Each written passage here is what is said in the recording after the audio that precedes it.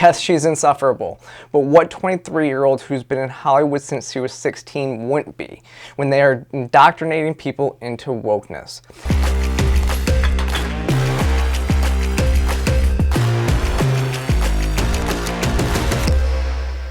So welcome back to the channel today, everyone. So I know I don't talk about pop culture a lot on here, but when the entire internet is talking about Snow White and Rachel Ziegler, I decided it was worth talking about. Now, the movie has gotten abysmal reviews, but I wanted to see if it was really a bad movie or if it was just the reaction to the casting and behavior of Rachel Ziegler during the promo tours. So I went to see the movie with my friend and fellow content creator, Maggie Anders, and here are my thoughts. Now, I'm not going to go into the complaint that many conservatives have about Disney race-swapping Snow White for a fictional character like this. I really don't care all that much. But it is something Disney has been doing in these live-action films, and the casting of Ziegler was the first controversy of the film that people had, calling it woke, followed by Rachel's own comments on the press tour. I just mean that it's no longer 1937, and we absolutely wrote a Snow White that is not going to be saved by the prince. She's not going to be saved by the prince, and she's not going to be dreaming about true love. She's dreaming about becoming the leader she knows she can be, and the leader that her late father told her that she could be if she was fearless, fair, brave, and true. You know, the original cartoon came out in 1937, and very evidently so. There's a big focus on her love story. With a guy who literally stalks her. Yeah. Weird. Super weird. So we didn't do that this time. So no prince or a different kind of prince? We have a different approach to what I'm sure a lot of people will assume is a love story just because, like, we cast a guy in the movie. Right. Andrew Burnap, great dude. Yeah. It's one of those things that I think everyone's going to have their assumptions about what it's actually going to be, but it's really not about the love story at all, which is really, really wonderful. And whether or not she finds love along the way is anybody's guess until 2024. All of Andrew's scenes could get cut. Who knows? It's Hollywood, baby. Though after watching the movie, she wasn't exactly wrong. This is how they changed the story. Rather than it focusing on a love story or a fairy tale, as you might say, Disney pushed the feminist girl boss narrative and focused on Snow White being a leader, where the love connection was more of an afterthought.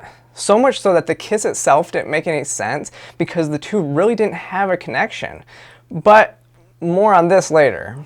Now, there is, however, a bit of fair criticism that she expressed that she wasn't really a fan of the original film. I was scared of the original cartoon. I think I watched it once and then I never picked it up again. And I do think if you are remaking an iconic character, that you probably should be a big fan, and there were so many other actresses out there that would have idolized the role.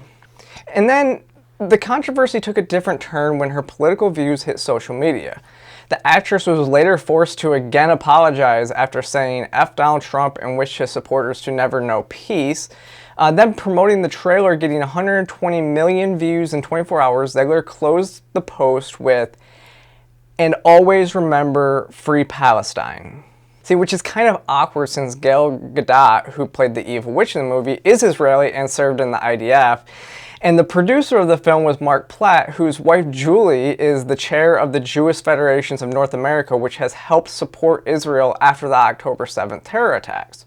So after the movie bombed in theaters, Mark Platt's son Jonah unleashed on Ziegler. When one poster on his comment section asked about his dad flying to New York to reprimand her for the post, John replied, "Yeah, my dad, the producer of an enormous piece of Disney IP with hundreds of millions of dollars on the line, had to leave his family to fly across the country to reprimand his 20-year-old employee for dragging her personal politics into the middle of promoting the movie for which she signed a multi-million-dollar contract to get paid and do publicity for. This is called adult responsibility and accountability, and her actions clearly hurt the film's box office. Free speech does not mean you're allowed to say whatever you want in your private employment without repercussions. Tens of thousands of people worked on that film, and she hijacked the conversation for her own immature desires and the risk of all the colleagues and crew, blue-collar workers, and who depended on that movie to be successful. Narcissism is not something to be coddled or encouraged." Listen, I understand the plight and frustration, but this really seems to me like they are trying to scapegoat Rachel Ziegler. I mean, don't get me wrong, I don't agree with her views on much of anything, but she is the product of woke Hollywood in and of itself. That narcissism is something they bred into her. Yes, she's insufferable, but what 23-year-old who's been in Hollywood since she was 16 wouldn't be when they are indoctrinating people into wokeness? The fact is they changed a beloved story into something that no one wanted to watch after finding out that it was going to remove the love story to push feminism instead. Because believe it or not, people still want the fairy tale ending. What I will say is that, ironically, Rachel Ziegler's performance was one of the few highlights of this movie. Look, she can sing and act. Gal Gadot, however, sorry, but nope. And look, the basic premise of the movie, who is the fairest of them all, Gal Gadot is objectively prettier than Rachel Ziegler. So that premise falls apart. But the script was awful. They replaced the prince essentially with Robin Hood and his merry gang of thieves. They didn't develop the connection with, quote, Jonathan and Snow White at all, so the kiss seemed forced. Then there was like this socialist monologue that amounted to class warfare where everyone worked together for the common good. It had a lot of leftist political undertones throughout the entire movie. Now, I did like the writing around the dwarves and their interactions with Snow White and each other. It was pretty cute. But they were weird looking, and the CGI was pretty bad. And for a movie that worries about, wokeness and diversity, they didn't cast any little people to play the roles of the dwarves when they are already such a limited roles for them. It is just crazy. But then they have them look like the way that they did is insane. At the same time, all the visuals were pretty bad. The set looked very cheap, and most of it looked like it was you could clearly see a screen in the backdrop. But at one point, it looked as though they were standing in front of a poorly done airbrush painting, and I don't know if they were going for this whimsical look, but it wasn't vibing. And also, costuming.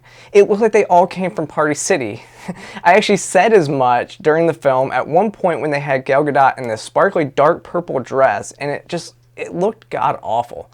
So I get that Rachel Ziegler said some cringe things and has some awful views, but I have no idea where $30 million went on this film. It was always gonna flop, and Disney has themselves to blame for that. I think they were hoping that the nostalgia would get moms to take their daughters to see it like they did with Barbie and Wicked, and hope to make the cost there. And they are now going to blame a young, insufferable actress who they created on all the other failures of the film. I think my friend Maggie's initial reaction to it says it all. That was bad. That was bad. Gal Gadot, I'm so sorry, honey. I hope you're not watching this. Very bad in this movie. The dwarfs look weird.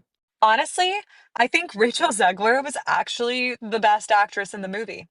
I'm not kidding. The set was bad. The costumes looked cheap. Disney, it's time to pack it up. That was bad. Couldn't have said it better myself. And with that, let me know what you think in the comment section. Click that subscribe button. Make sure to go follow my friend Maggie on her channel, Undoctrination Fee, where she produces insightful content on the regular. Then make sure you follow me across all social media platforms, and I will see you next time.